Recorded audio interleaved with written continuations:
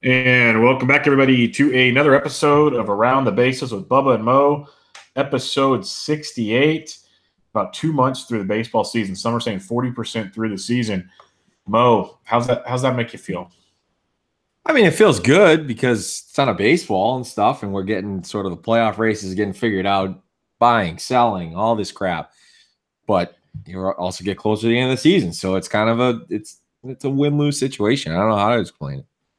Yeah, you want to talk win-lose situations at the end of the season? Let's talk New York Mets. They're pretty much already at the end of their season, if you really want to look at it one way. And there's been a lot of pieces this week. I don't know if it's because there's nothing else to talk about or what's going on, but we have the piece on the Athletic from Ken Rosenthal. Buster Olney wrote the piece about trading DeGrom. There's actually a piece on Fancraft kind of saying Buster Olney's a fool for saying trade DeGrom. So there's a lot of stuff going on with the Mets. Let's start with the top of it here. You know, the hot start, then it's come down spiraling in a massive, massive way.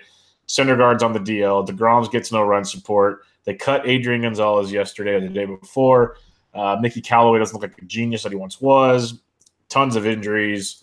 Michael Conforto might get sent down. But let's start at the top.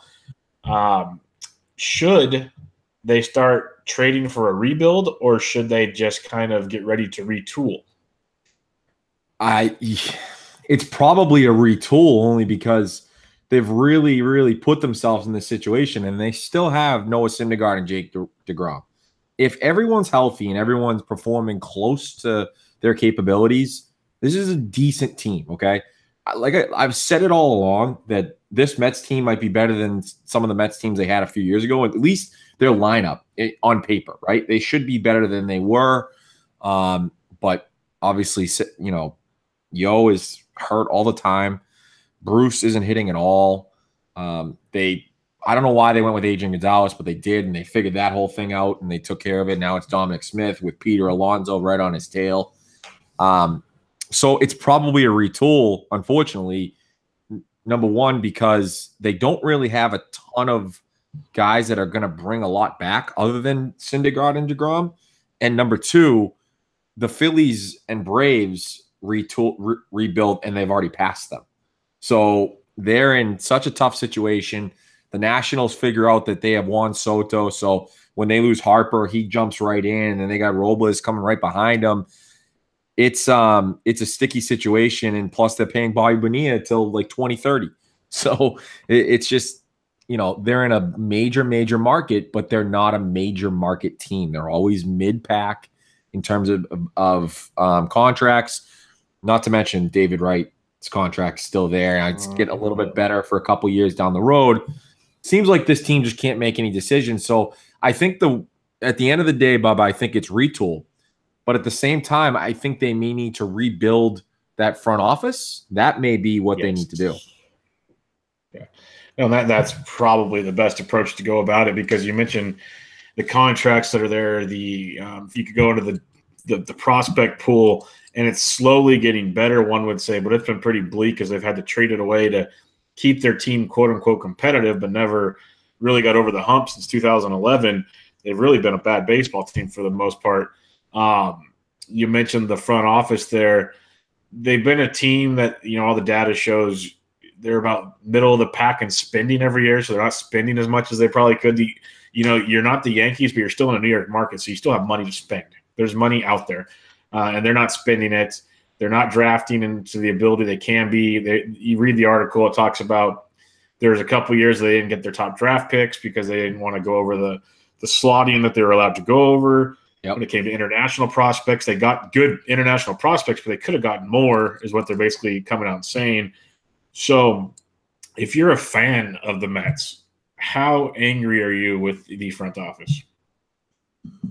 Oh, you're super angry. And you know, part of that story too is when there wasn't any slotting from 2007, 2011, they were like last in spending, but they still somehow got, you know, decent draft picks in that draft. And then, you know, like you said, they're low in terms of the slot. Some of that has to do with draft picks being lost because of Granderson and Kadire. So I mean, obviously you have to be pissed because it's number one. We've mentioned it a million times, and every baseball podcast nobody can stay healthy on that staff. You literally thought down the road you were going to have a DeGrom, Syndergaard, Steven Matz, Zach Wheeler, stud Houston Astros staff for years, and it just didn't happen. Yeah, I'd be really, really pissed. And you did mention the whole minor league thing. A lot of their guys are really, really young, and they're not close. And I think the last thing I took from that piece was the fact that Alderson and Wilpon was, or Alderson said he was disappointed in the progression of the younger players. And then the new on-field staff sort of said they were taken aback with the amount of teaching it's taken with some of these young guys, such as Ahmed Rosario, which is not a good thing, especially when you look over at the Yankees and Andujar and Gleyber Torres are just killing the ball. And then Ozzie Albies, with the Braves, their rival is killing the ball too. Maybe not lately, but he's having a very, very good overall season. So I can't imagine being a Mets fan. I just really can't. Yeah, with the bad system, you have Tim Tebow to look forward to.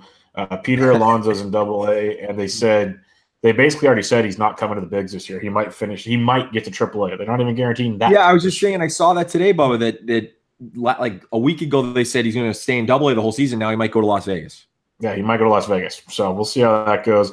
Dominic Smith wasn't having the greatest of years this year compared to what last year was, but maybe he figures it out in the bigs. The fact that these players are coming to the bigs and still needed a bunch of help is a massive concern. They only kept one of their AAA coaches, so they retooled all that, but they also retooled their medical staff this year. We've seen how well that's worked.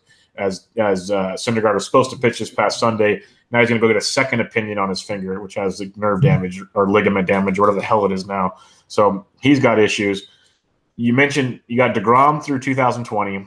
You got Syndergaard through 2021, both super cheap. If they want to sell, they could ask for the moon. Like I've heard for the Yankees, you're talking Torres, Andujar, and two big prospects. Yeah. Like we can revisit when Chris Sale got dealt to you guys, Moncada, Kopech, Basabe, and Victor Diaz, and then Quintana goes for Eloy Jimenez, Cease, Matt Rose, and Brian Fleet. If the Mets were to do something like that, as much as it would suck to lose DeGrom and Syndergaard, that is one heck of a way to rebuild things in your staff. Is that something you'd be completely against? I don't think the Yankees do it. Well, I'm not saying it has to be the Yankees. I'm saying any team in general. If you because to trade one of those players or both, you're going to need a haul similar to that. If you could get a haul similar to that, would you do it? Yeah, there was once a rumor, way back when Matt Harvey was, the greatest pitcher of all time, where it was Matt Harvey, since they had so many guys, and I forgot to mention him and those four guys. That's how bad he's been the last couple of years. So they had five guys that they were ready to go with. But the rumor was that the Mets had so much pitching that and less offense that would you do Harvey for Mookie Betts? Clearly, that didn't happen. Thank God it didn't happen, because who knows where the Red Sox would be right now. But I don't trade DeGrom for anything, because that guy pitches. He's able to pitch, and that's a prerequisite in baseball to be good at pitching. You have to be able to take the ball and be able to throw it 32 times a year in terms of the amount of games. Syndergaard, I would think about just because of the health concerns, but I still think you have to hang on to him, because, like I mentioned at the beginning, you still have a shot with those two guys up front. You really do, because the Phillies are gonna go down a little bit here. I mean, Arrieta's gonna regress a little. Nola's the legit deal, and then the Braves, who knows? So they got an outside shot if they can get Syndergaard healthy and the both of them start pitching the way they are, and the bats come around a little bit. Maybe they can make a little run in the summer. So I don't think I do it ultimately, but it would be Syndergaard over DeGrom. Well, that's why it's interesting, because like you said, you can keep them two like top of the end guys, obviously, for your rotation going forward for at least 2 years of DeGrom, 3 years of Syndergaard. You got Nemo, you got Conforto, who are great, really, really good outfielders. You hope Dominic Smith pans out. You hope Rosario, who's 22, he gets it going. You got a couple more picks coming up soon on Alonso and company. You're, in reality, on paper, thinking you're not that far away. But we've just seen this Mets team. It seems like every banana peel they can find in Mario Kart, they have found it and spun out of control every time. So it's just like a bad dream. You think you wake up and you look at the daily news and it's like, okay, what's the back page say this time on the sports section? It's got to be pretty tough there in New York. I'm curious to see how they handle this because in the era of baseball where we're seeing teams kind of tank and they're looking ahead multiple years for potential free agents and their salaries, and they're making more of an effort to stay under these limits. And we've already mentioned how this regime, and maybe this regime, like you said, has to change, doesn't spend the cash. This could be a team that, as surprising as it could be, they might just say, screw it, we're going for an overhaul. And we're going to have Nemo and Conforto be the face because we have them for a while, but we're going to get as much as we can to start over. So it's going to be really interesting to see how this works. Yeah, for sure. And then what about Conforto to the minors? You think that's going to happen? Oh, I just had to throw that in there because that is the biggest Mets being Mets thing. Like, get out of your own way. This is the banana peel. This is one of them. Yes, let's go send the young stud who we probably brought back too soon, and he's still not 100% healthy. Let's go send him to the minors. Great idea. How about you put him on the DL and let him get healthy? That might be a better idea than using the excuse he's no good. And he still has like a 360 WOBA or something, or I was reading, which is pretty damn good. Like, yeah, he's not playing. He's in a slump. Slumps happen, especially to kids. Like, this is ridiculous. I think you hit the nail on the head is they brought him back too soon. I mean, it was a shoulder injury. Should have taken its time. I was able to like pick him up in one of my redraft leagues with my buddies, and I was like, this is going to be awesome because this guy, all right, they're draft. I forget what I did, but I got him cheap. And then he started off a little strong. Coming off shoulder injuries, it's not good. And he's still walking, like you said, he's walking at 15%, which is still is normal. He's got 2 hits in June. Not good. We're 12 days into June, for the folks who don't know and don't have a calendar. But it's the issue is his hard hit. He's just not hitting the ball. He's really not hitting the ball hard at all. Last year around 42%. This year it's like 27%. So that shoulder injury clearly has hurt him this whole season, and it sucks to see. But yeah, I think the ultimate, the good thing to do for him would be to put him on the DL, and then he can go on rehab stints instead of just sending him down. Yeah, he's not healthy. You're not winning this year. Fangraphs has you at a 9.5% chance of making the playoffs. There's only 2 teams worse than you in all of baseball. Like, literally, this kid is your future. You've seen Nemo burst onto the scene. We know what Conforto could be. This injury is going to have an effect. I remember when this injury happened, people said it's going to take 1.5 to 2, maybe 3 years before he's back to normal with the way they had to reconstruct his whole shoulder. Obviously, he's not a pitcher, so it's a little different, but we haven't really looked at the scale on a hitter. But it's common sense when you're looking at a shoulder and a swing and everything and your power and your lift and all the StatCast data you can see now. And you mentioned his hard hit rate and everything. It makes so much sense that only the Mets can screw this up and blame it on, he's just not playing well. It's mind-boggling. Yeah. I'm available, Mets, just so you know. If you do fire Sandy Alderson, I'll do whatever you want. All right, we've been kind of foreshadowing this for a little bit with the Q&A from Rosenthal with the commissioner, Rob Manfred. There was a lot here, Bubba. Depends on what you think is a lot. I have my thoughts on this, so let's give you the chance here to give a couple of takes a couple of takeaways from the article. To me, the basic way I could say this was Rob Manfred trying to save his ass because he's been under fire by fans and some other media, and he basically, whenever any important question came, he pulled the, Rafael Palmeiro or the Mark McGuire about we're not here to talk about the past and blatant denial of anything. It was really funny. Anything that he could puff his chest about to make himself feel good, he did. Any way he could twist the truth, he did. Any way he knew he had the wrong answer, he found a way not to give it.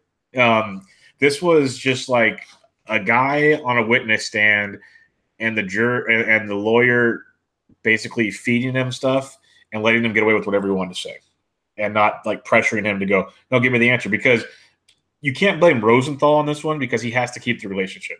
So that was the hardest part is I respect what Ken does. I know you respect what Ken does. And it's like you wanted to be like, Ken, you have him right there. Keep asking the question. And he just wouldn't. And I get it. I know why he did it. He at least had the balls to ask it. A lot of guys wouldn't even have asked the question. He had the balls to ask it, but it was just depressing listening to some of his answers about pace of play, the baseballs, all this garbage that is just not true. I texted you before and I said, wow, that was one of the most it's one of the most any article that I've ever read.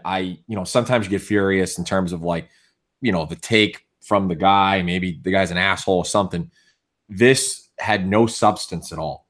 And like you said, it's tough to blame Kenny here, but this was almost like it was really, and he's not a clickbait guy, but this was really sort of a clickbait article with no substance, which is kind of sad because, we reference the Athletic all the time and we love, everything they do. I think it's every article is clean. There's no advertising, whatever. So literally the answers that he gave on a lot of things were, we need to be more aggressive with changes based off the analytics in baseball in terms of shifts and pace of play and, a pitch clock, all this stuff. There was no concrete answers, and you didn't learn anything from this except for he just said the umpires are talented in terms of using a computer strike zone, which some of them are. But then you look and you got Joe West and you got Angel Hernandez and you got, CB Buckner, whoever the hell you want to talk about.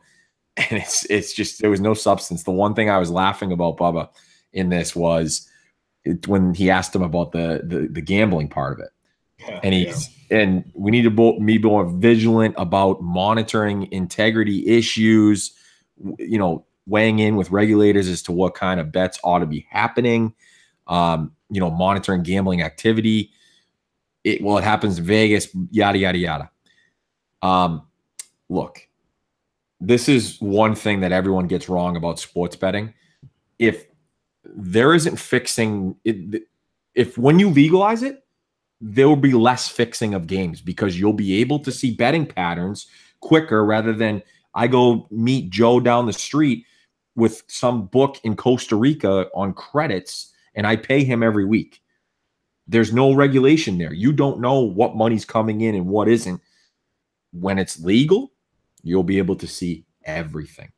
And that's what people, and maybe he knows it and he's just an idiot like I think he is, but that's what people don't understand. And this is what Manfred, the only thing he did give there, Bubba, just to end on this, is people who say you can leave it to state regulators. No, thank you. Nice offer, but we'll take care of our own integrity.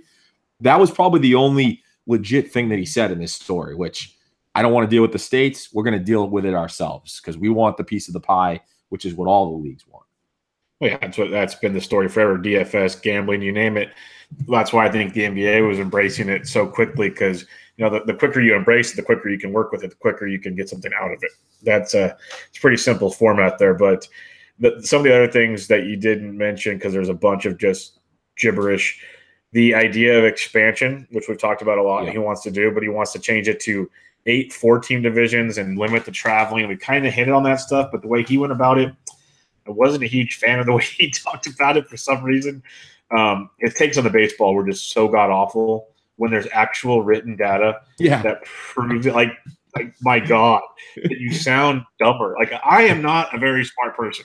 I have established that. But I can understand things I read and how to put it into a sentence. He cannot, apparently. It is absolutely ridiculous, the stuff he was saying. There's a ton more in here. He tries to act like he knows it all, and he doesn't. And he would have been better off with someone's hand up his ass using him as a puppet. That would have been so much simpler. Yeah, and I think the last thing was he basically said expansion won't happen until Tampa and Oakland are figured out, which is what we all kind of assumed anyway. But for him to actually say it kind of made sense. So that's good. That's kind of a good thing for those two cities, or depending on how you look at it. Yeah, depending on how you look at it, exactly. Yeah, if you're the winner or the loser there, depends on how you look at it. Right. But, yeah, we could go on and nitpick the heck out of this article, and I don't think we need to. I think people can go read it for themselves. If there's a topic they want us to discuss more, I'm all about it because I think we both can vent our frustration with the commissioner and the way he thinks on things. Mm-hmm. But I think we've kind of beat it up enough throughout the weeks that I have a feeling we'll beat it up again here in the next few weeks when he just says something else stupid when he gives his State of the Union around the All-Star break or something. So we'll be good there. Let's talk about some sad news, and it's sad in the fact we're losing a great baseball player. The other news or factor of it, I guess, would be you kind of can't blame the "I told you so" crowd here. Shohei Ohtani going to the DL, sprained elbow. Basically going, that's the layman terms. Basically, it's the issue he had before. It's now a grade 2 sprain. He could need Tommy John surgery. They gave him a PRP injection, kind of the same thing he did before the season started. And we know that doesn't work that well. There's long histories of it. We talked about it. His own teammates have had these issues. And, Masahiro Tanaka is one of the few that's really gotten away with it. And if you call that getting away with it, he's definitely not been the same guy he's been before.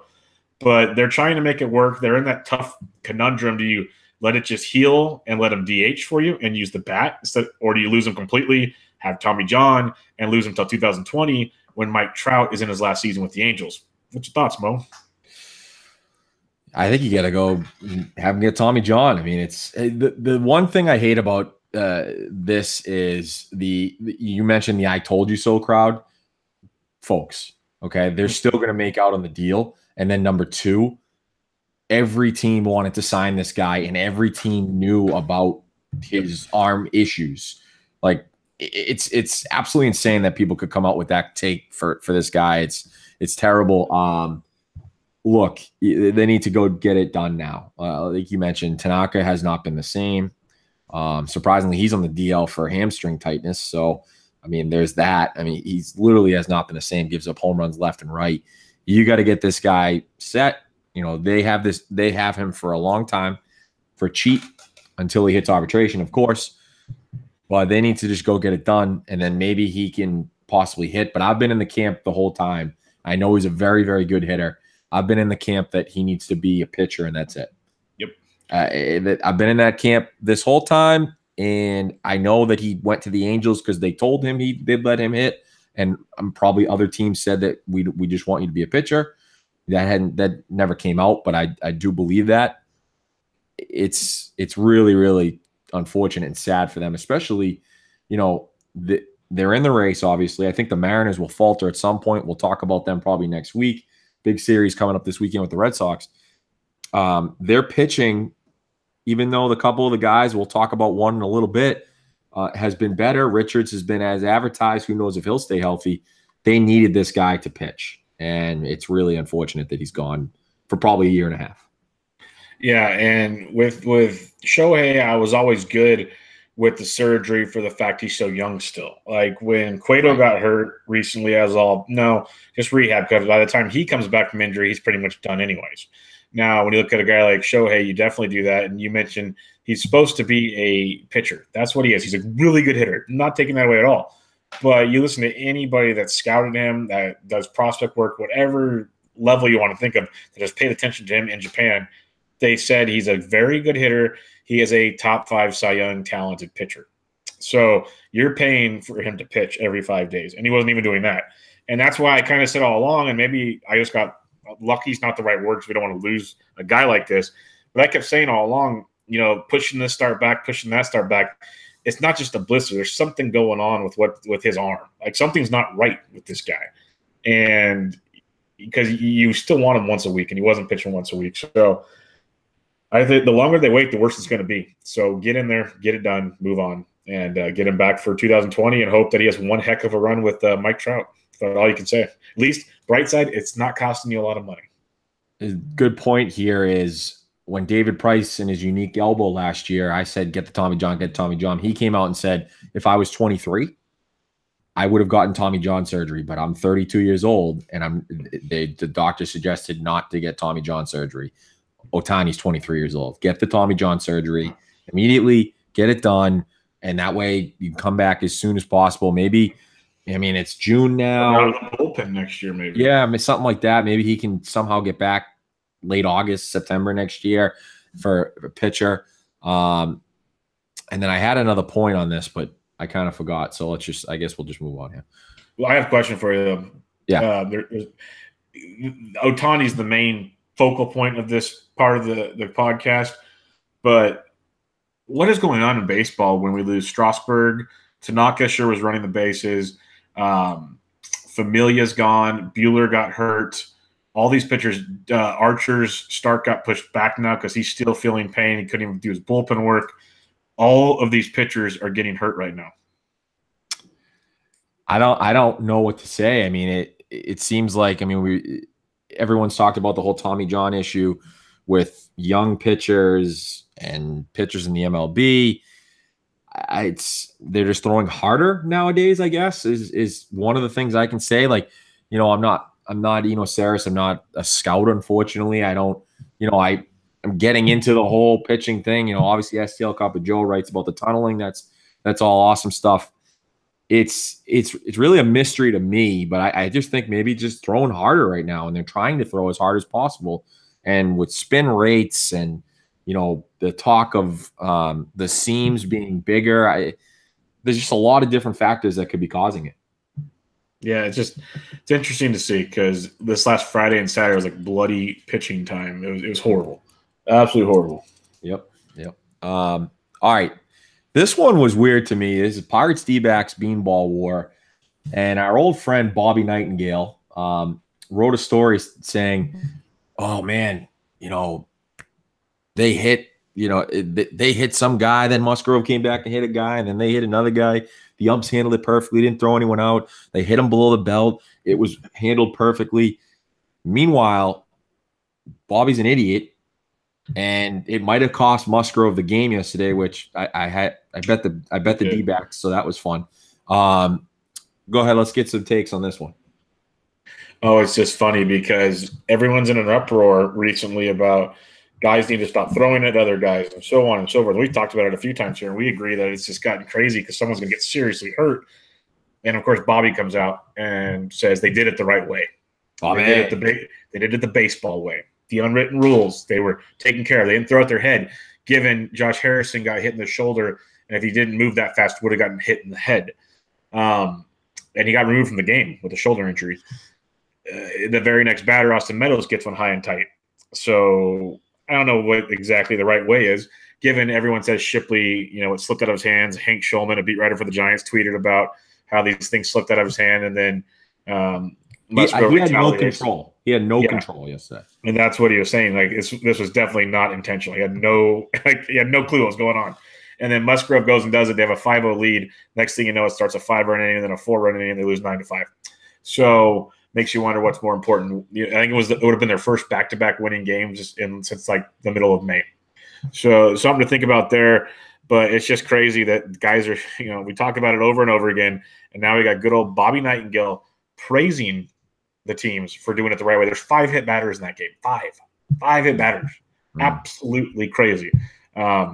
We'll see what happens tonight, but it's out of control. I wonder who called that Pirates slide. I wonder what happened there. I don't know who talked about that on a podcast. Not that it was a hot hit. Let's say go out on a limb with that one. Yeah, I know, but still, I mean, it still had to happen. Yeah, look, I don't know why you retaliate there. It makes you wonder what's going to happen in the next Cubs series. Like, what are they going to do it correctly again? And are the umps going to handle it correctly? You know,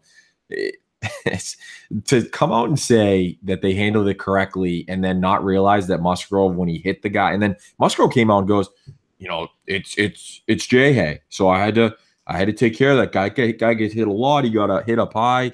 You know, I had to take care of him at that time just because it's him. So what are you saying? If it was Josh Bell, you wouldn't have done it, or if it was Sean Rodriguez, you wouldn't have done it because Sean Rodriguez got hit by his boy Boxberger after the game.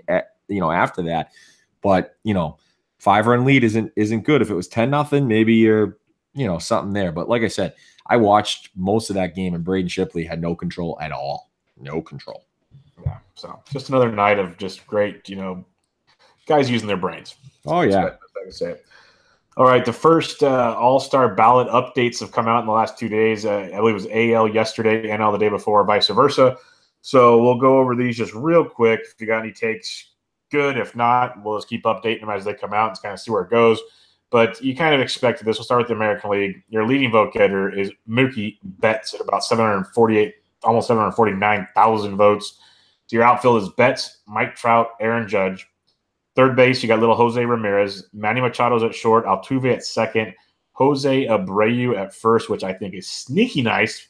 And then Gary Sanchez catching, and your DH is J.D. Martinez. Anything that's really standing out to you in the American League? No, I think it's one thing about the American League is you almost could predict all these guys were going to be the starting all-star players for the AL at the beginning of the season. Maybe other people would probably take Giancarlo over JD, and then maybe a different first baseman other than Jose Abreu. But first base is a cesspool right now in the AL. So, I mean, you're going to Mitch Moreland probably is going to, unless he continues to hit like he's hitting right now in the last couple of weeks, he's probably going to be the backup first baseman, which is kind of insane to think about at the beginning of the season, where you probably would have had slotted Hanley in there, who by the way, I remember my point now on the Angels.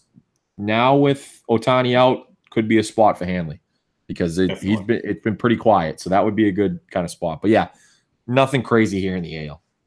Yeah, most of the races have a pretty good gap except first base. So you mentioned Mitchie Two Bags, about 20 or 30,000 behind Abreu. And Wilson Ramos is actually like 20,000 behind Gary Sanchez. So that's an interesting one to keep an ide on. If El Gary doesn't make the starting lineup, that'd be pretty interesting. Let's go to the National League, and this one's a little more what? Freddie Freeman is your leading vote getter, which is it's not that surprising. But at the same time, when you think of some of the National League players, it is surprising. So you got your outfield. You got Bryce Harper, who usually is the top vote getter. And then your outfield consists of Matt Kemp, yes, the Matt Kemp, and Nick Markakis. Your infield is Nolan Arenado. Okay, that makes a ton of sense. Your catcher is Buster Posey. Yeah, it makes sense. Ozzie Albies, and your shortstop is Brandon Crawford. And Brandon Crawford is getting a boatload of votes right now. It's pretty crazy. What are your takeaways here? Because there are some much closer races in the National League. This is different from the AL. You probably Markakis, Kemp, Crawford, Albies, and those four you probably would have not put on that team at the beginning of the season. You wouldn't even think most of them would be even close. Maybe Albies if you really believed in them at the beginning of the season. But, I mean, to see those four guys, especially Markakis, 35-year, I guess Markakis and Kemp, but at least Kemp had, has been there before. Markakis, 35 years old, not been on an all-star team, somehow just got himself back to something. Because he's always up there with hits, but really had never had any power for the most part. And he's just doing it. And I think that's what's crazy to me with the NL. And also, one last point about both these. I think the fans, slow clap to the fans. You don't have the Kansas City Royals fans voting all their guys in. I think the closest one, if you look at all the voting, is the Cubs fans, because you got like Schwarber and Haywood and all those guys, close. Literally, there's a Cubs guy close to it at every position. So, yeah, it's a good job by the fans, and the NL's got a long way to go. I think the AL might as well be set. Yeah, the NL's interesting because you have three Braves in the top six in the outfield with Acuna and Inciarte. And then, Crawford has a 240,000 vote advantage on Dansby Swanson for second. Arenado's smoking Chris Bryant. But Javi Baez is close on Albies. And other than that, the catcher's position is tight. It's very interesting voting, to say the least. And people are getting it right, like you said. So kudos to the fans. Mm-hmm. All right, that'll take us to our weekly interview. This week, going to recap the MLB Draft, talking about, we mentioned it last week, we get it done here. Brian Sakowski of, I'm totally going to screw this up. He's, crap.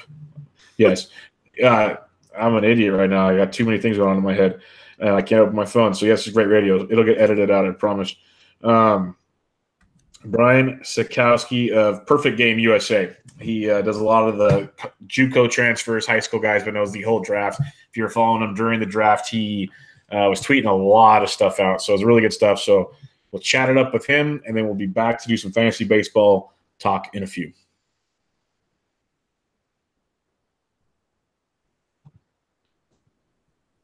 All right, Mo, MLB Draft in the books. We're going to talk some more about it a little later. What any initial thoughts on the draft as a whole?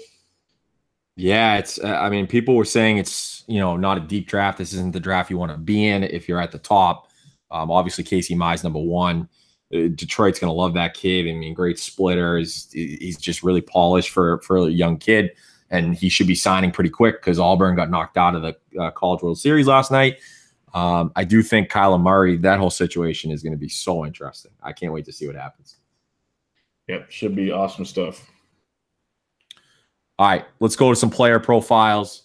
We'll kind of go. We got about, what do we got? 7 here. We're going to start with Andrew Heaney. You put this one on there, so I'll let you take it over. Yeah, I just wanted to bring it up. It's interesting with Heaney. He's kind of been a polarizing guy, to say the least, but still a 3.70 ERA, just up and down starts when you look at him. But he was once a high prospect, had his injuries. He's back this year. Had a rocky, 5 starts last season when he kind of made his debut. But the pedigree's always been there. Got hit around a little bit by the Mariners last night. And you notice his K rate's only sitting at 23%. He's been usually usually a higher 26, 27% K rate guy. The walks are up. But the FIP, the XFIP, the Sierra, they all kind of say this is who he is. He's a very interesting guy to keep an eye on because it depends on what what shows you listen to or whatever.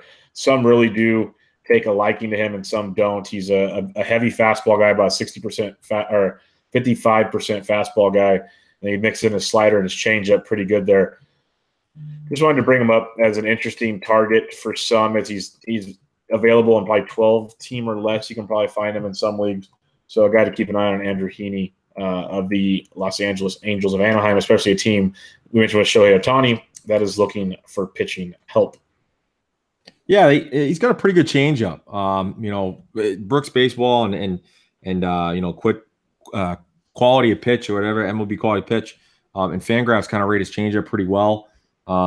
It's tough with him because, like you said, his Ks are down, and he's there. He did get roughed up. He's had 2 very, very good starts. He had, 8 shutout innings versus the Astros a few weeks back. And then he had a complete game shutout against Kansas City, which is not saying much, but still complete game shutout.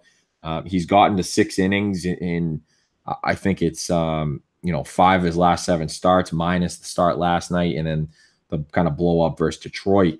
So seems to be, let me just say this, very good at home. His home and road splits are a little eye-opening to see. Be interesting. He's 2.35 at home and a 5.68 on the road. He had a terrible April, as you mentioned. He's been much better lately in May. So it's definitely a guy to watch out for. I think it's interesting.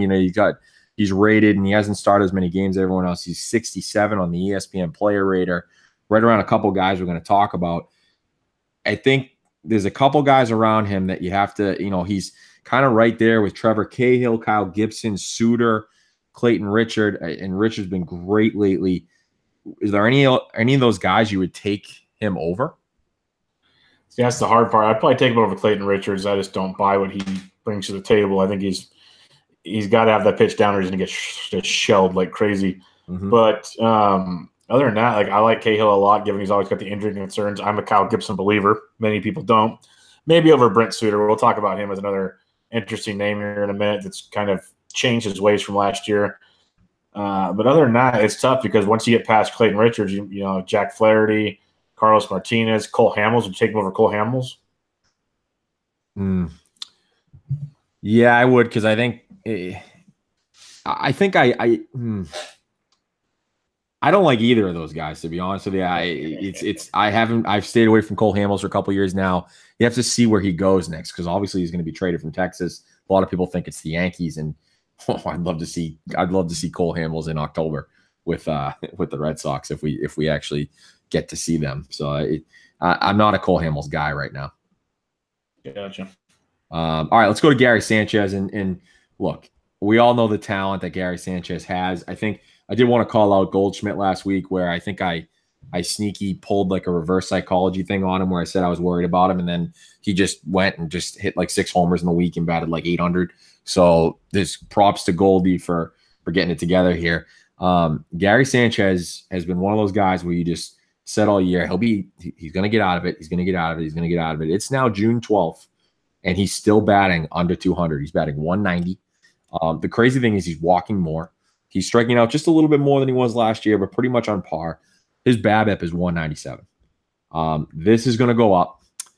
You're not going to take him for less than what he's worth off someone unless someone is really fed up with him and wants to get rid of him. I think it's so interesting, Bubba, that with all of the guys that they, Giancarlo, Didi, even though he's in a slump, Judge, Gardner finally hitting again, Andujar, Gleyber Torres in that lineup, and he still isn't hitting. There's not a lot there. I mean, the hard hit's down a little bit, but the fly ball rate is up like 8%. So I'm wondering what's going on and whether it's just, when it gets warmer, he'll take over. I'm not worried about the guy. I think he'll be fine.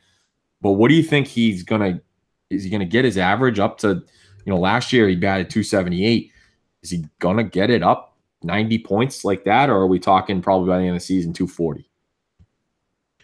I think you'll be happy if he gets to 240. You'll be thrilled if he gets to 240. I don't think he's even – I don't want to say he's not going to. I'm not like worried, but I'm concerned about Gary Sanchez. Like you saw in March and April, he had the 7 homers. May he had his 5. So if he keeps doing stuff like that, you don't care about the average.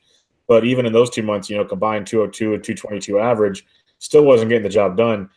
I'm starting to wonder if the issues behind the plate are affecting his on-field play because they're always critiquing that. And Aaron Boone sat him out tonight and already said he's going to probably sit him out tomorrow night. And Gary Sanchez already came out saying, I feel fine. I don't know why I'm sitting out. So that's going to be interesting to follow in New York, of all places, where the media loves that kind of stuff. But definite concerns. He's struggling a lot more versus right-handed pitching this year than you would like to see. He's still crushing lefties. That is not an issue at all when it comes to Gary Sanchez. You mentioned the fly balls are up, the hard hit and all that good stuff seems pretty reasonable for the most part. It's just I don't know. It just looks really, really bad. He's still pulling it about the same. You mentioned the hard hit, still 34%. Yeah, everything else peripheral-wise looks about the same, but something with that swinging strike rate and everything it's not good. Obviously, it's Captain Obvious stuff there, but I think you'd be happy with like 230 and get you your 20. You need the 30 homers to make it an okay season, basically. And if you look at him on the player rater, he's 8th right now at catcher, which everyone took him number 1. You got Yasmani Grandal number 1. You got Grandal, Realmuto, Posey, Cervelli, Ramos, Perez, Gaddis all in front of him. You got Contreras and Suzuki behind him, wrapping out the top 10. Do you take Gary Sanchez over any of those guys? Based off what he's done and what it's gonna like that BABIP, it's gonna get higher.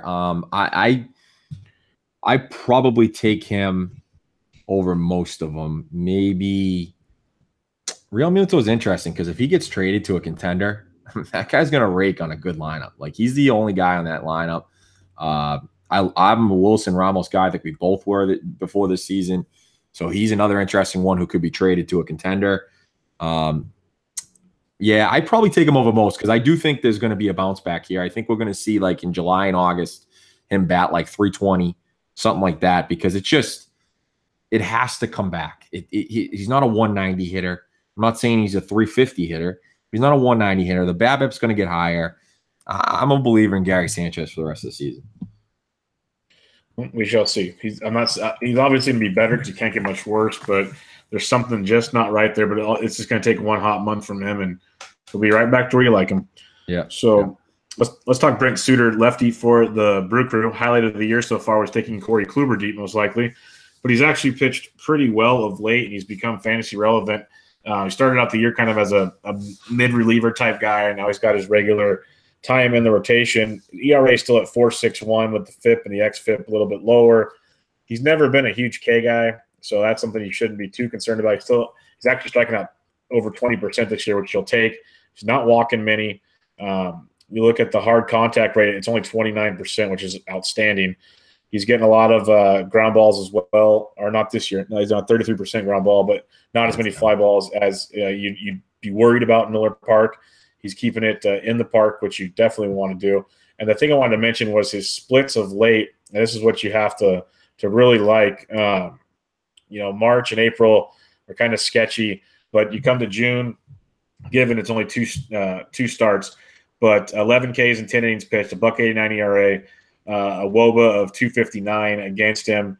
He's been pretty okay, home and away. It's never been that big a deal. Done very good versus lefties with righties. On the road, he handles the righties much better than he does at home in that situation. But he's an interesting guy that we saw in stretches last year do really well. And if he faces kind of a lefty-heavy lineup, could be another interesting piece of the pie this year. Other than that, I don't have too much more on Brent Suter. Just a guy I didn't want to give like all the top guys. Just kind of keeping some guys that have been in the spotlight, I guess, the last week or so. You got anything on him? It's very. I mean, the guy doesn't throw hard at all. He's got okay, but he's throwing like if you look at his past couple games, in the game that he versus St. Louis, and then the game versus I believe Chicago, he threw his fastball like over 80%. It's he literally was just fastball change.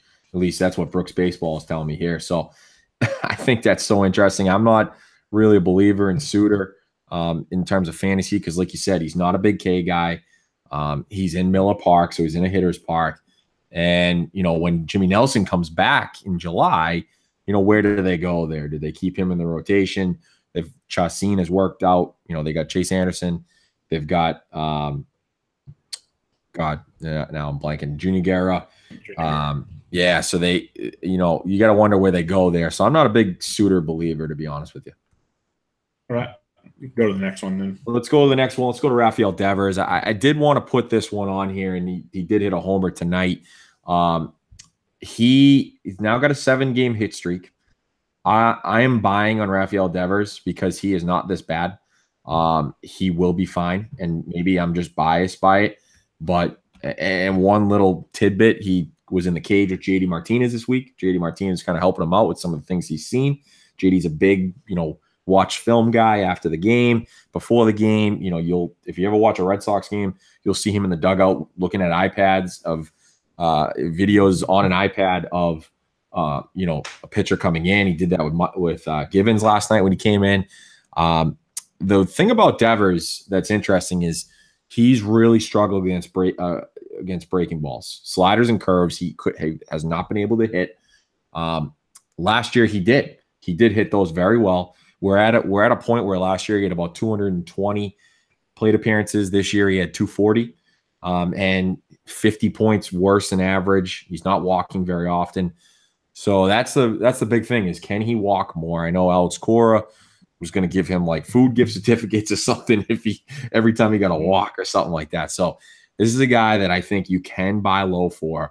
And the funny thing, Bubba, is when you look at the preseason ADP.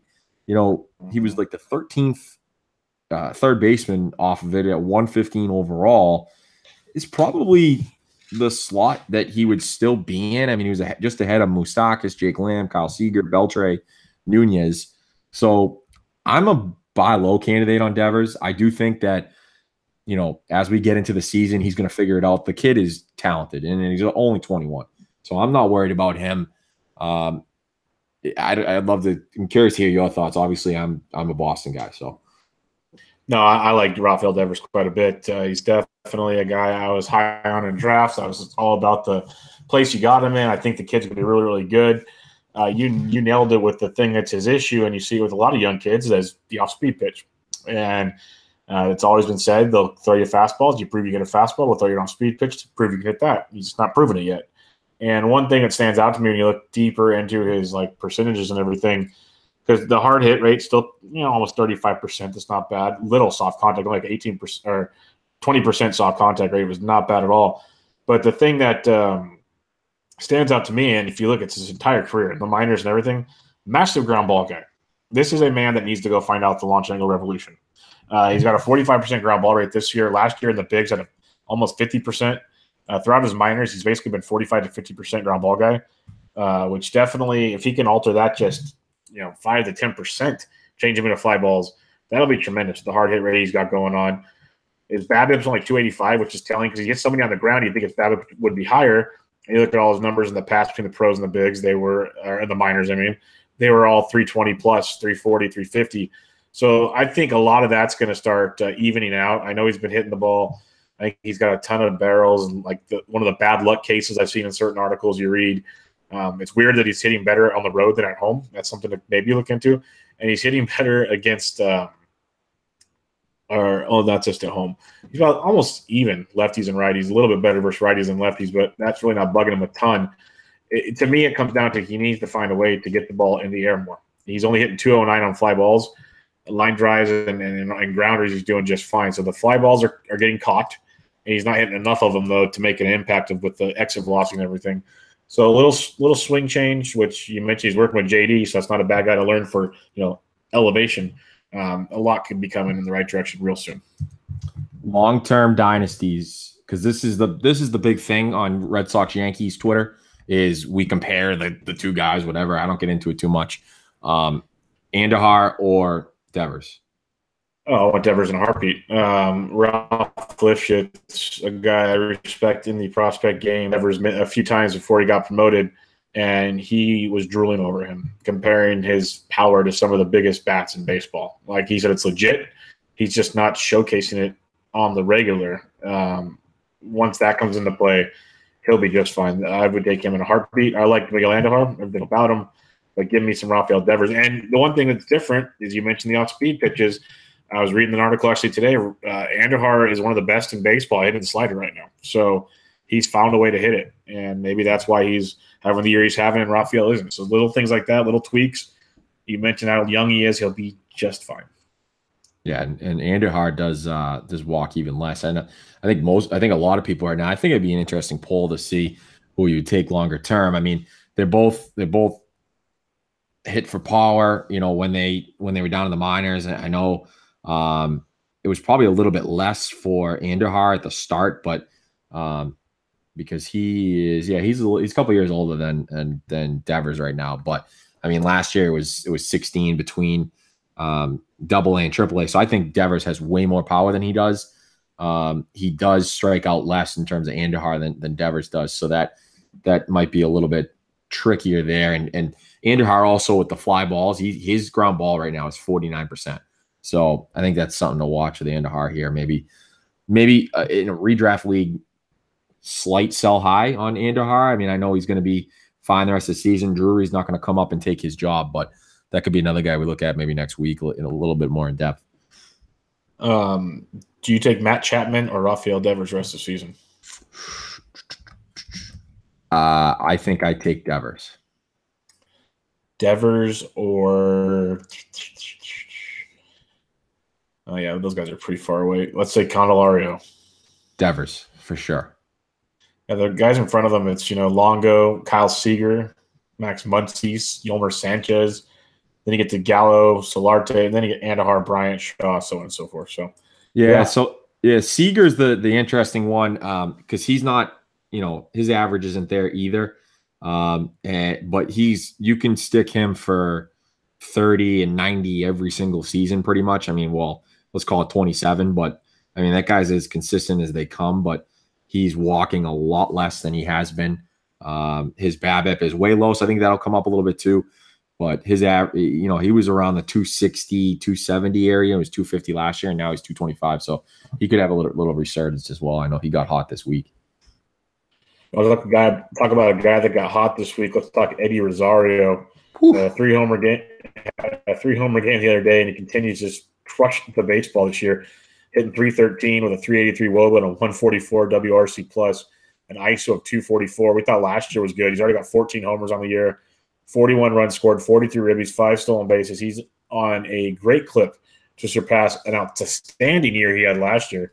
Only striking out 17% of the time, which is pretty damn good. He's hitting righties. He's hitting lefties at a really, really good clip. I was shocked to see that. And playing DFS, you definitely get to know those splits a little little more to your heart. So I've noticed him a lot. You know, he's hitting 304 versus lefties, 316 versus righties, a lot more power versus righties, but he's still getting the job done.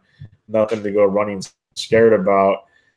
Coming into the season, he never was a huge strikeout guy to begin with, but I already mentioned that's pretty low. His hard hit rate's around 40%, which is outstanding. He's getting almost a 45% fly ball rate. There's not much that I can find not to like about him. Maybe you know something that I don't know, but I wanted to bring up how great of a season he's having. And this guy, he might be a sneaky all-star pick this year. Oh, I completely agree with everything you said about ground ball rate way down, fly ball rate way up, hard hit rate way up. The guy has been tremendous, and I think he's probably here to stay, to be honest with you. I think with all those factors put in, it's one thing to say, well, you know, he's really the same as last year, so he's kind of overachieving right now. And I think it's interesting to see some of the projections from him for the season. He's already like smashed those. I do think the average will come down just a tiny bit, but I might even buy on this guy still. I think he's on his way to 30 homers. And just all the peripherals just tell you that he's crushing. And it's not even warm in Minnesota. Well, it's warm in Minnesota now, but it's gonna get warmer in the summer, and that ball's gonna fly. So I'm very excited for as Benintendi just hits another home run. I'm very excited for this guy. I'm gonna look to possibly target him in a couple leagues just to see how much people value him, and maybe they think he's kind of hitting over his head a little bit. What I'd recommend with Rosario is the second he has like a 4 or 5 game slump, then offer. Like, go crazy. Because right now everyone's still thinking about how hot he is. And the player rater has him 5th. There's only Trout, Betts, Benintendi, and JD Martinez ahead of him. 3 Red Sox to top it off. But that's a pretty damn solid he's 5th. That's crazy. Ahead of Springer, Judge, Black. I don't even want to play who would you take him over, because like you're not going to take those other guys. It's just insane what he's done.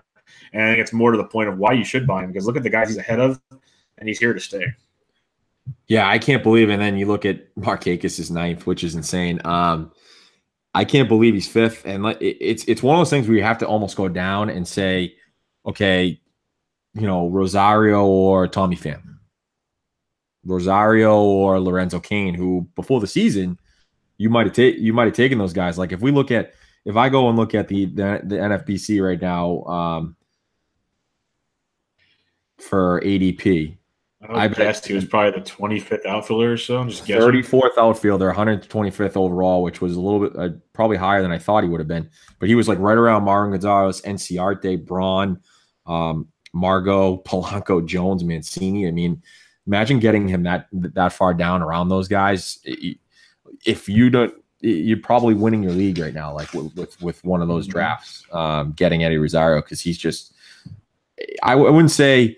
I was about to say like a 5-tool guy, but he had 9 steals last year. If he can get somehow to, like, say he gets to 15 steals, oh my God! I mean, he's only tried to steal 6 times this season. He tried 17 last season. So he's 5 for 6 this season. He was 9 for 17 last season. If he attempts 17 steals again and gets to like 11, 12 steals, what a bargain, that guy. What a bargain. Most definitely. All right, a couple more here before we get to some more draft stuff. I want to throw in Dallas Keuchel real quick, Bubba. You know, full season, 4.45 ERA, 4.20 FIP. I wanted to throw him in because I believe in Dallas Keuchel coming up. You know, he's had some really, really unlucky starts. Like if you go to his last 5 starts, right, since May 19th, he gave up 4 runs, 2 runs, 4 runs, 7 runs, 5 runs, and the BABIP was like 313, 381, 467. The 7 runs was 190, but that was soft contact against Seattle. I think I watched some of that game. And some of the home runs that were going out were like, it was insane. A lot of bloop doubles and that sort of thing. So a lot of soft contact there. I think sneaky kind of buy low guy coming up. I think he's going to be very, very good coming up. He's surprisingly 502 at home, 399 away. And he had a much better May than he did in April, and it was like, I don't know, it was 4 ERA in April and 3.32 in May. I just think coming up with some of the bad luck he's had lately, I think there's a chance that he could give you a bunch of good starts in a row here, and could be a lot cheaper, because if you're talking about that rotation, that's the fifth guy you're talking about right now. And I do think that some people are down on him a little bit. So could be a guy that I could target, for a lower hitter if I need pitching somewhere or something like that. I'm curious to hear your thoughts.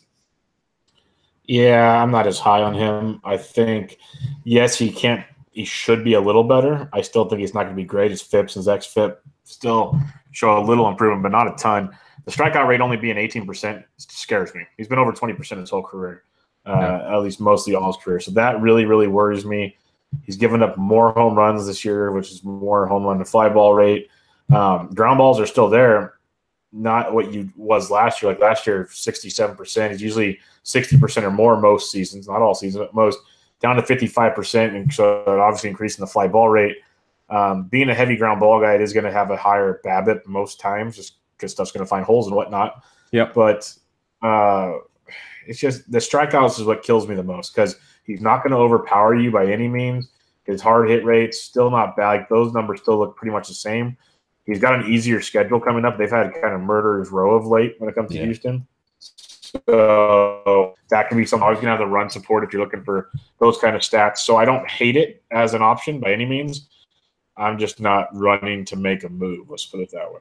Yeah, I'm not running to make a move either per se. I guess it's one of the low sort of options that I'm looking for. Obviously there's some guys that, we've talked about some guys last week and sort of buy low candidates in terms of starters. I think he's it's like you said, I just think the hard hit rate, and the funny thing was his best month, he had the highest hard hit rate. Like this month, the hard hit rate's like 23%. It was 23% in April. So I think he like the easy schedule does help there. So I do have to look at it a little bit, but I still think I'm going to target him in a couple of leagues just to see, what other owners think of him for now. Yeah, he's definitely a good pitcher. I just don't know how good he's going to be. Like, we're not going to get the old Keuchels, basically. I've heard people try to say you're going to get that old Keuchel, and I just don't foresee that coming back. Yeah. I don't think you're getting Cy Keuchel for sure. Yeah, I'm trying to find him on the player radar. I can't even find the guy. Here you go. I've already went through 3 pages unless I walked right past him. Oh, really? But, let me just search him. And yeah, you can go ahead on Jose Martinez if you want. Okay, let's talk to Jose Martinez here. The St. Louis Cardinals, a guy that most people were really high on coming into the season. And he kind of had a good start, but nothing jumping off the page. And a lot will factor that into, his ground ball rate, yada, yada, yada. He has an overall ground ball rate on the season. Man, his player page is big. Of 40, almost 47, a little over 47%, which, yes, not good. Fly ball of almost 26%, not good. But when you're hitting the ball hard 42% of the time, medium contact 42% of the time, things change quickly. And in the last week or so, he's really started to elevate the baseball. You're seeing the home runs come. You're seeing the power come. The guy is still hitting it well. He's got a 327 average with his 10 homers, 31 runs, and 42 RBIs. I think this kid is outstanding hitting in the middle of that Cardinals lineup. Many people were obviously on him coming into the year. I just wanted to bring up the fact that he's finally elevating the ball. And that's one thing that people need to keep in mind is if he can keep elevating it, he is in for just a monster season. And people are starting to get worried about him. I think you can stay worried no longer. He's hitting lefties. He's hitting righties. All his home runs have come off of righties, if that tells you anything. He's got all his homers off of righties, but hitting over 300 against both sides of the plate. And he's hitting home. He's hitting road. He's doing it all. But his month of June, in 9 games, hitting 531 with 5 homers, 10 runs, 11 ribbies. Yeah, definitely getting it done. So Jose Martinez, enjoy it. That's all I can really say. Yeah, it's so interesting with him. You talked about the fly ball rate is down, is way down to 25% for a guy that has 10 home runs right now. His zone contact, Bubba, is almost 92%. I mean, the guy does not miss. His swinging strike percentage is 6.2, almost 85% contact. The old swing percentage is only 26%. So he has great plate discipline, and that's real key for him. And like you said, he hits the ball hard. So you look at the fly ball revolution and you're like, well, this guy's something's going to change here. You know, the ground balls. Look, the BABIP is the same as it was last year right now. So it's not like his BABIP is like 390 because he's a contact ground ball hitter. It's right around where it probably should be. So I own him in a couple leagues. I'm not going to go looking to deal him at all. I think he's a great player. I think the one thing, he's a terrible first baseman defensively, but they don't have a choice to play him there because there isn't anywhere else to play him. So they're going to have to get used to him and continue to work with him at first base because they just have nowhere else to play him. Yep. No, it's and he's second on the play rater behind Freddie Freeman. I think we talked about it last week. Freddie's so far ahead of everybody else, but definitely a guy to enjoy while he's cooking. Yeah, for sure. Now, when Belt comes back, you take Jose Martinez or Belt?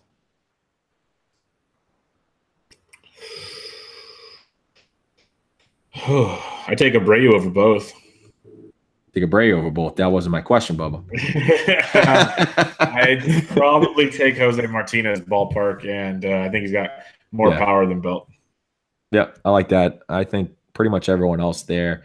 You know, Dame's coming back, so probably you're not taking Aguilar over him either. CJ Cron or Jose Martinez? I'm taking Jose Martinez. Although that trade scene, that CJ Cron's having a pretty good season for them, so that's something that the Rays kind of got half right, I guess. Half right. Yep. All right, Bubba, let's go to the MLB draft here. You put a piece on here from SB Nation from your guy Grant Bisbee. I like him too. He had their draft grades, and I opened it up and I'm like, what? I knew it was Bisbee, so I'm thinking what to expect here, because how the hell could you ever do a draft grade for baseball when there's 40 rounds and there's so many intricacies about it. So what a couple takeaways from this article? It's just Bisbee being Bisbee, and that's why I just wanted to think it was funny. By no means is it anything to write home about. Yeah, but he's basically awesome, he's basically just telling everybody you did it really, really well. You pretty much suck. That's pretty much the way that's what I got out of it. Like, you got a great player that's going to change your franchise, or you made a horrible pick. He tries to motivate you the best he can, and it's kind of the same stuff you're getting out of most articles you read. Like Casey Mize, yes, #1 pick, he was great. Oh, Joey Bart replacing Buster Posey. Oh, great.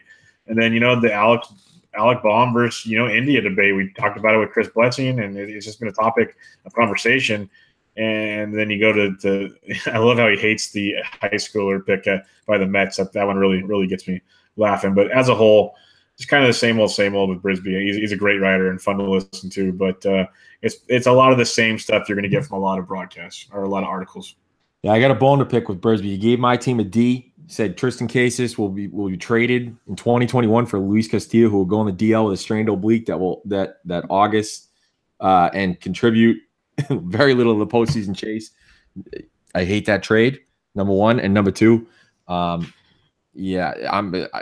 Thanks for telling us we're still going to be in the postseason in 2021. So that's sort of made me happy a little bit. But yeah, it was a pretty fun, because they opened it and I'm like, I didn't know what to expect. And then, like I said, I saw it was Bisbee, and I'm like, okay, this is going to be tongue in cheek, and this is going to be pretty good. Well, like the one for the Nationals, this is perfect. Yep. I just looked at the vitals for all these kids, and most of them are huge. This dude is 6'4", and he's a rowdy teen. I don't want a bunch of rowdy 6'4" teens mad at me. Grade A. It's pretty good. It's pretty good. I added a fastest draft pick to majors. So I've got a few things we can talk about the whole draft thing. I watch probably most of it on MLB Network, and we can talk about those things in a sec with a couple of things I put on there. But Jim Kalis, who is very good, had 5 guys that are fastest in the majors. And the first one, he kind of mentioned with Brandon Finnegan, from TCU. He came up with the Royals during their World Series year. The Red Sox drafted a guy by the name of Durbin Feltman, which is what a name that is. The kid throws 95 to 99 miles an hour with action, power slider, which seems like Craig Kimbrell. And he had a .74 ERA, 43 Ks to 6 walks in 24 innings. And there's no mileage on his arm. So apparently, Bubba, the bullpen woes could be over for the Red Sox because he thinks he could be up here by the end of August, which is insane to think about. It makes me think of Craig Hansen, who ended up sucking, but he was like a top 10 pick, and then he dropped because of the old slotting where they kind of said, we'll pay you X amount of dollars where this team can't. So that's the first guy on there, Bubba. Thoughts? No, it's just interesting, and it's what you guys need. Flat out what you guys need. So curious to see how it pans out. Brandon Finnegan hasn't quite been the same since he left the Kansas City bullpen. So it makes you wonder, how fast do you want to rush a guy, given Finnegan played in the World Series, played a lot more games than Feltman did this year. Just still makes you wonder, but it is definitely a piece of the puzzle that will help, and he'd be the fourth guy ever, or fourth pitcher to do it, and they're all pretty much lefties except this Feltman kid. Yeah, the next one is Riley Gilliam with the Mets, 5th round, 140 overall. Don't do it, Mets. Yeah. So very simple. Don't do it. It's another reliever, small guy with a quick arm that produces one of the better curveballs in the draft. Sound familiar, Bubba? Maybe a Tim Lincecum type. It sounds that way. It's another bullpen guy to watch, and the Mets have nothing to play for, so I don't see him coming up this year. I'll just go through the last couple since they're pretty much household names. Casey Mize, obviously. Detroit's not in any rush, so we'll see how quick he goes. Brady Singer, who dropped to the Royals, also not in any rush, but at the same time they need help. And then Nick Madrigal is very interesting. They think that he'll be up quick if he stays at second base, but can move him back to shorts. If they decide to move him back to shortstop, when they just signed Tim Anderson to a long-term deal, they could slow it down a little bit. Any thoughts? No, it's pretty much the guys you'd expect. It's just so tough because each team's so different. Last year Kyle Wright comes out of Vanderbilt. It looks like he's ready to go, and he still hasn't gotten to the bigs yet. We might not see him until next year. You don't know how these teams are going to do. Like you said, Detroit's got no hurry. The Royals have no hurry. Casey Mize coming off a very tough start against Florida. No, I'm just kidding. He got beat up. He got beat up against Brady Singer. That duel was fun to watch. But it's tough to see. Madrigal, Castanera, we might see him maybe this September, but most likely next year. That's the kind of comp I have the two going with. It'll be interesting to see how it works. I don't think we'll see any of these guys super fast as the way teams are operating these days, but then again, certain teams are coming quick. So it'll be interesting to see. With the pitchers, I'm all for it because you only got so many bullets in that arm. So bring them up while you got them and enjoy. Yeah, I hope Feltman for the Red Sox ends up at short season Lowell, but we'll have to see, because if he doesn't end up there, he'll end up down in Salem, Virginia, or wherever, Greenville. So I won't get to see him. But if he's at Lowell, I'm going to go watch that guy a couple times. The last couple of things I had in the draft, Bubba, real quick, was Alec Baum. I believe he was the 3rd overall pick to the Phillies. That guy's an electric factory. Do you see that interview? No. Oh my God. They were like, "Well, were you excited to go to Philly?" Yeah, I was really excited. Oh, that interview, yes. Really excited. Thanks to the fans. Thanks to I think the edibles hit. He's on something. He had the long hair. You wouldn't put it past him. But that kid is going to be tremendous. He's got a ton of power. And the last one, Bubba. Listen, I love the draft. The MLB Draft has slowly, I paid attention to it before I started the podcast, here and there. But, as you get into the podcast and just being around the baseball community on Twitter and whatnot, I get into it a little bit more because now I follow enough guys that sort of give a bunch of different information on everything. You get all you get all really you can get. That draft with putting Harold Reynolds on there is so stupid. Although he was almost right about Kyler Murray, which is insane to me. He would have taken Kyler Murray number 1. Bo Jackson was there as the representative for the Royals, and Harold Reynolds goes, "What you know, Bo?" And he goes, "Shut up, Harold." And I almost fell on the floor. I'm like, this is tremendous. Bo Jackson just shades of throwing him out at home plate from the wall in the Kingdome. And they showed that too. I just thought it was phenomenal. But yeah, put Mayo on there. Greg Amsoner is a great host. Jim Kalis or Callis, however you say his name, and then a couple other guys that know what they're talking about, but not Harold Reynolds. I don't understand why he's the face of that network, or they try to make him the face of that network, because I just don't get it. He's just so stupid. Doesn't make any sense to me. Yeah, I missed that, unfortunately. I think I had it on mute. I was doing something. I saw Bo on TV. Didn't know what they were talking about, but I agree. You go to do the NFL draft, you don't have, Michael Strahan on the set. You don't have all those guys there. You don't have Howie Long. You have the analysts. You have the draft gurus. It's very simple. Like I said, Jim Callis, Mayo, put an Amsinger out there, maybe get another scout of some sort, have some fun with it, maybe get a fantasy guy on there to give people an idea of, hey, this is what these guys are going to do. Tons of ways to go about it without having Harold Reynolds anywhere near the TV. I'd rather have Billy Ripken on there, who's actually coached like future Billy stars game stuff, and at least give you takes on their actual talent levels. Give me some of that. He was in the videos with a lot of the USA baseball guys because he was just at all the events. He's helped coach a lot of that stuff, so he knows what he's doing, and he makes such a better impact than that garbage. Yeah. But, yeah. All right, that wraps up episode 68, Mo. Any final thoughts as we wrap up another week of baseball? No. The draft, now we wait to see a lot of, like I said, if you look at is it Kalis or Callis? Callis. So, okay. So Jim Callis, he's been posting literally everyone that's signed. So if you want to go through the timeline of him or just search the name, he's literally posted everything with the slots and the amount of money they're getting. So a lot of guys have signed. I do think it's interesting, though, now that they have the slots, Bubba, you can still kind of, especially if you're a high school kid, like Tristan Casas, the guy the Red Sox took, he basically came on Section 10 podcast with Carabas and Steve Peralt, which is a Red Sox podcast, and came on and said, I had a lot of offers from a lot of teams, but kind of said to them, I kind of threatened to go to Miami is what he kind of insinuated. But then the Red Sox took him, I'm going to sign. So I do think that's interesting where you can't tell guys you'll give them more money, but at the same time, you can tell them you're drafting them. And it's crazy with the high school guys. So that's still in play. No, it's definitely in play. I can't release the name, unfortunately, but a friend of mine in the last year has become he works for Boris, and he says for the last 3 days, they were all at the headquarters down south, and all they were doing was taking turns calling the different prospects and getting the number they would sign at and what the teams would offer before, so they could just basically skip them or not as the draft went on.